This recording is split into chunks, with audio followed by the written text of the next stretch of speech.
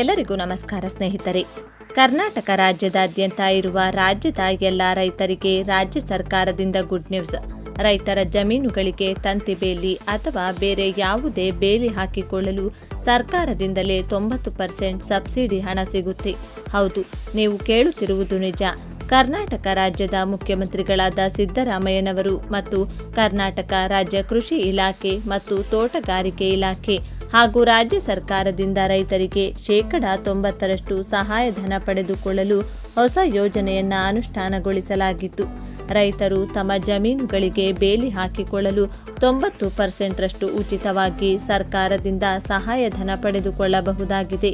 ಬನ್ನಿ, ನೀವು ಕೂಡ ಸ್ವಂತ ಜಮೀನು ಹೊಂದಿರುವವರು, ಜಮೀನಿನ ಮಾಲೀಕರಾಗಿದ್ರೆ ಅಥವಾ ರೈತರಾಗಿದ್ರೆ ಅಥವಾ ರೈತ ಕುಟುಂಬಕ್ಕೆ ಸೇರಿದವರಾಗಿದ್ರೆ ನಿಮ್ಮ ಜಮೀನುಗಳಿಗೆ ಯಾವುದೇ ಪ್ರಾಣಿಗಳಿಂದ ಅಥವಾ ಮನುಷ್ಯರಿಂದ ಜಮೀನಿನಲ್ಲಿ ಬೆಳೆದಿರುವ ಬೆಳೆಗಳಿಗೆ ಹಾನಿ ಉಂಟಾಗುತ್ತಿದ್ರೆ ಮತ್ತು ನಿಮ್ಮ ಜಮೀನಿನ ಹದ್ದುಬಸ್ತು ಕಾಪಾಡಿಕೊಳ್ಳಲು ಬಯಸುತ್ತಿದ್ರೆ, ಸಾಮಾನ್ಯವಾಗಿ ಎಲ್ಲರೂ ಬೆಳೆಗಳ ರಕ್ಷಣೆಗೆ ಮತ್ತು ಜಮೀನಿನ ರಕ್ಷಣೆಗಾಗಿ ಬೇಲಿ ಹಾಕಿಸಿಕೊಳ್ಳುವುದು ನೀವು ನೋಡೇ ಇರ್ತೇವೆ. ಇತ್ತೀಚೆಗಂತೂ ಸಾಕಷ್ಟು ಜನರು ಖಾಸಗಿ ವ್ಯಕ್ತಿಗಳಿಂದ ತಮ್ಮ ಜಮೀನುಗಳಿಗೆ ಬೇಲಿ ಹಾಕಿಕೊಳ್ತಾರೆ. ಆದರೆ ಇದಕ್ಕೆ ತುಂಬಾನೇ ಖರ್ಚು ಉಂಟಾಗುತ್ತೆ. ಎಷ್ಟು ಖರ್ಚಾಗಬಹುದು ಅನ್ನೋದಾದ್ರೆ, ರೈತರು 1 ಎಕರೆ ಜಮೀನು ಮಾರಿದ್ರೂ ಕೂಡ ತಂತಿ ಬೇಲಿಗೆ ಬೇಕಾಗುವಷ್ಟು ಹಣ ಸಿಗುವುದಿಲ್ಲ. ಅಷ್ಟೊಂದು ತುಂಬಾ ದುಬಾರಿಯಾಗಿರುತ್ತದೆ. ಇದನ್ನ ಗಮನಿಸಿದ ರಾಜ್ಯ ಸರ್ಕಾರ ರೈತರು ತಮ್ಮ ಜಮೀನಿಗೆ ಬೇಲಿ ಹಾಕಿಸಿಕೊಳ್ಳಲು ಸರ್ಕಾರದಿಂದ ಸಹಾಯಧನ ಪಡೆದುಕೊಳ್ಳಬಹುದಾಗಿದೆ. ಬನ್ನಿ, ಹಾಗಿದ್ರೆ ಸರ್ಕಾರದಿಂದ 90% ಸಹಾಯಧನ ಪಡೆದುಕೊಳ್ಳಲು ಅರ್ಜಿಯನ್ನ ಎಲ್ಲಿ ಸಲ್ಲಿಸಬೇಕು? ಅಗತ್ಯವಾದ ದಾಖಲಾತಿಗಳೇನು?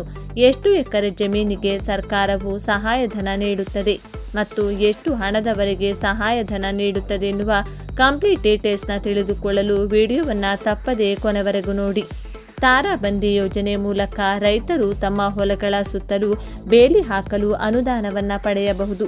ಈ ಯೋಜನೆಯು ಸ್ವಂತವಾಗಿ ಬೇಲಿ ಹಾಕಲು ತಗುಲುವ ಹಣದ 90% ಸಬ್ಸಿಡಿಯನ್ನು ಒದಗಿಸುತ್ತದೆ. ರೈತರಿಗೆ ಬೇಲಿ ಹಾಕಲು 20,000 ವೆಚ್ಚವಾಗಿದ್ದರೆ 18,000 ರೂಪಾಯಿಗಳನ್ನು ಹಿಂದಿರುಗಿಸಲಾಗುತ್ತದೆ.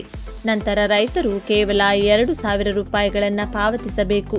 ಇದಕ್ಕೆ ಬೇಕಾಗಿರುವ ದಾಖಲಾತಿಗಳು ಬ್ಯಾಂಕ್ ಪಾಸ್ಬುಕ್, ಪಾಸ್ಪೋರ್ಟ್ ಗಾತ್ರದ ಫೋಟೋ, ಆಧಾರ್ ಕಾರ್ಡ್, ಪೆಂಡಿಂಗ್ ವೈರ್ಗಾಗಿ ಪಾವತಿಸಿದ ಹಣದೊಂದಿಗೆ ನೀವು ಆನ್ಲೈನ್ನಲ್ಲಿ ಅರ್ಜಿಯನ್ನು ಸಲ್ಲಿಸಬಹುದು. ಕೃಷಿ ಮಾಡುವ ಯಾವುದೇ ರೈತ ಯೋಜನೆಗೆ ಅರ್ಹನಾಗಿದ್ದಾನೆ. ಪ್ರಸ್ತುತ ಯೋಜನೆ ರಾಜಸ್ಥಾನದಲ್ಲಿ ಜಾರಿಯಲ್ಲಿದೆ.